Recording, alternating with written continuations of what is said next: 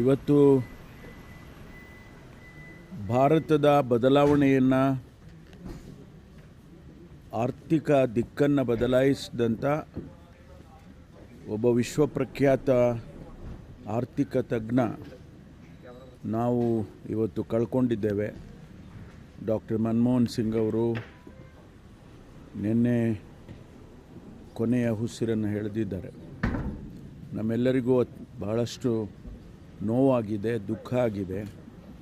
ವಿಶೇಷವಾಗಿ ಕಾಂಗ್ರೆಸ್ ಪಕ್ಷ ಈ ದೇಶದ ಆರ್ಥಿಕ ದಿಕ್ಕನ್ನೇ ಬದಲಾಯಿಸುವಂಥ ತೀರ್ಮಾನ 1991ರಲ್ಲಿ ಸನ್ಮಾನ್ಯ ನರಸಿಂಹರಾವ್ ಅವರು ಪ್ರಧಾನಮಂತ್ರಿಗಳಾಗಿದ್ದಂಥ ಸಂದರ್ಭದಲ್ಲಿ ಡಾಕ್ಟರ್ ಮನಮೋಹನ್ ಸಿಂಗ್ ಅವರು ಹಣಕಾಸಿನ ಸಚಿವರಾಗಿ ಒಂದು ಹೊಸ ಅಧ್ಯಾಯವನ್ನು ಪ್ರಾರಂಭ ಮಾಡಿದರು. ಇವತ್ತೇನಾದರೂ ವಿಶ್ವದಲ್ಲಿ ಭಾರತ ಒಂದು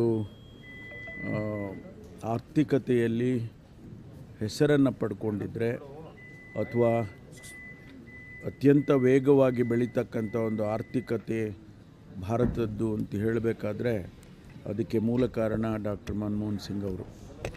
ಹಾಗಾಗಿ ಇವತ್ತು ನಮ್ಮೆಲ್ಲರಿಗೂ ಕೂಡ ಇಡೀ ದೇಶಕ್ಕೆ, ಇಡೀ ವಿಶ್ವಕ್ಕೆ ಒಂದು ರೀತಿಯಲ್ಲಿ ನಷ್ಟ ಆಗಿದೆ ಅಂತ ಹೇಳಿ ನನಗೆ ಅನಿಸುತ್ತೆ. ಬ್ಯಾರಕ್ ಒಬಾಮಾ ಅವರು ಅಮೆರಿಕದ ಅಧ್ಯಕ್ಷರಾಗಿದ್ದಂಥ ಸಂದರ್ಭದಲ್ಲಿ ಕೂಡ ಅನೇಕ ತೀರ್ಮಾನಗಳನ್ನು ತೆಗೆದುಕೊಳ್ಳುವಾಗ ಡಾಕ್ಟರ್ ಮನಮೋಹನ್ ಸಿಂಗ್ ಅವರನ್ನು ಅವರು ಕಾಂಟ್ಯಾಕ್ಟ್ ಮಾಡಿ ಕೆಲವು ಸಲಹೆಗಳನ್ನು ಕೂಡ ತೆಗೆದುಕೊಳ್ತಿದ್ರು ಅಂತ ಹೇಳಿ ನಾವು ಇವತ್ತು ಸ್ಮರಿಸ್ಕೋಬೋದು. ಹಾಗಾಗಿ ಒಬ್ಬ ವಿಶ್ವದ ಹಂತದಲ್ಲಿ ಆರ್ಥಿಕ ತಜ್ಞನನ್ನು ನಾವು ಕಳ್ಕೊಂಡಿದ್ದೇವೆ. ನಮಗೆಲ್ಲರಿಗೂ ಕೂಡ ಇಡೀ ದೇಶಕ್ಕೆ ನಷ್ಟ ಆಗಿದೆ, ದುಃಖ ಆಗಿದೆ. ಈ ಸಂದರ್ಭದಲ್ಲಿ ಅವರ ಆತ್ಮಕ್ಕೆ ಶಾಂತಿಯನ್ನು ಕೋರ್ತೇನೆ. ಹಾಗೆ ಅವರ ಕುಟುಂಬ ವರ್ಗದವರಿಗೆ ಮತ್ತು ಅವರ ಎಲ್ಲ ಅಭಿಮಾನಿಗಳಿಗೆ ಆ ದುಃಖವನ್ನು ತಡ್ಕೊಳ್ತಕ್ಕಂಥ ಶಕ್ತಿ ಭಗವಂತ ಕೊಡಲಿ ಅಂತೇಳಿ ಹಾರೈಸ್ತೇನೆ.